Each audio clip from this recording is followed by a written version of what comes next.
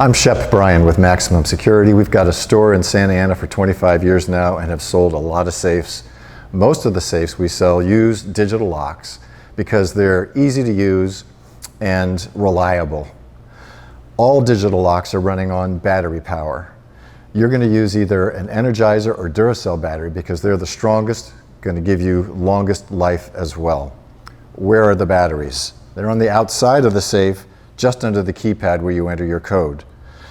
Grasp the keypad of this ESL10 lock, turn it slightly counterclockwise, and here's your two 9-volt batteries that you're going to swap out with new ones. Once you've replaced the batteries, put the keypad back on, secure it by turning it slightly to the right, and you're back in business with your code still intact because it's been saved in static memory inside the safe in the lock. And it's as simple as that.